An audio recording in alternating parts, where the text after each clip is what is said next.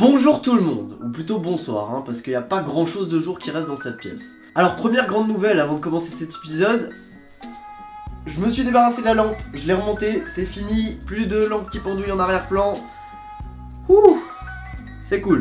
Mais bon, je m'y prends de toute façon déjà beaucoup trop tard pour cette vidéo, on va pas tergiverser 1000 ans. Passons au film. Aujourd'hui, on parle de Black Panther de Ryan Coogler.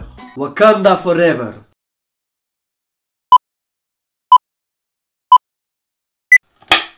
Action! Pour entamer cet épisode, il faut savoir qu'il y avait déjà une version de Black Panther qui était prévue en 1992. A la base, c'était Wesley Snipes qui devait jouer T'Challa, le roi du Wakanda. Il avait le script et la motivation, mais après des années, Marvel lui a annoncé qu'il ne voulait pas avoir le même acteur pour deux de leurs personnages. Pour rappel, à l'époque où Wesley Snipes jouait déjà dans Blade, qui est un film Marvel. Une fois le projet relancé pour le Civil War de 2016, Chadwick Boseman, le Black Panther actuel, a été le seul acteur envisagé pour le rôle. En fait, ils l'ont appelé pour un entretien, et 24 heures plus tard, il savait qu'il avait le rôle de Black Panther. Je kifferais bien qu'on me file du taf comme ça.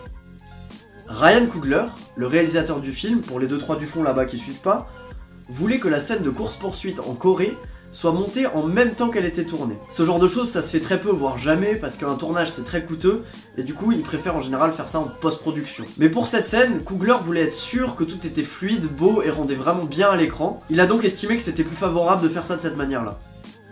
La directrice artistique Anna Bichler et Coogler ont voulu rendre le pays du Wakanda le plus réel possible. Parce que des fois que vous soyez pas au courant, le Wakanda c'est pas un vrai pays, hein, c'est totalement fictif comme pays. Et pour ce faire, ils ont imaginé ensemble les 10 000 ans d'histoire du pays. Ça c'est une partie qui doit vraiment être sympa quand t'es réalisateur, pouvoir créer comme ça un univers, une histoire, un background.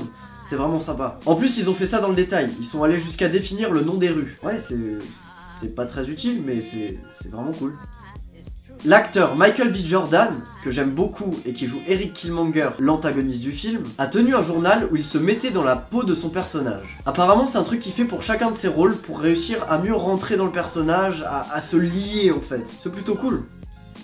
D'ailleurs, on va rester avec Michael B. Jordan. On peut voir que son personnage arbore de nombreuses cicatrices sur les bras et sur le torse. Dans le film, ils disent que c'est le nombre de personnes qu'il a tuées. Dans la réalité, c'est surtout 2h30 de maquillage tous les jours pour appliquer 90 prothèses de cicatrices partout sur son corps. Ça fait quand même beaucoup de temps à pas bouger.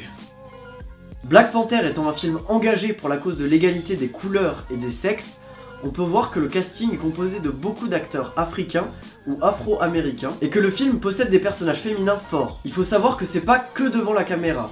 Ryan Coogler a personnellement veillé à ce que le gros de l'équipe technique soit composé de femmes, ou d'africains, ou d'afro-américains, de tout genre en fait. Je trouve personnellement que ce film, de par la manière dont il a été créé, délivre un beau message, et prouve que le monde du cinéma est enclin à changer.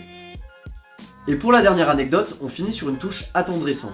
Lupita Nyong'o, qui joue Nakia dans le film, a offert des places pour Black Panther à 600 enfants de son village natal, Kisumu, au Kenya. J'aime bien quand les acteurs montrent qu'ils n'ont pas oublié d'où ils viennent. Et voilà qui en est fini pour Black Panther. C'est un film que personnellement j'ai beaucoup apprécié, bon c'est toujours dans la veine des Marvel, c'est toujours sympa. Et je me suis dit que j'allais peut-être commencer à faire des films un peu plus récents, un peu plus d'actualité pour les The Making of. Alors n'hésitez pas à mettre un like si la vidéo vous a plu, à vous abonner pour louper aucune des prochaines vidéos, et à me proposer en commentaire des films pour les prochains The Making of, ou des thèmes pour d'autres vidéos que vous voudriez que j'aborde. Comme dit, je suis toujours curieux de savoir ce qui vous intéresse. Du coup, on se retrouve tous vendredi. Sur ce, coupez!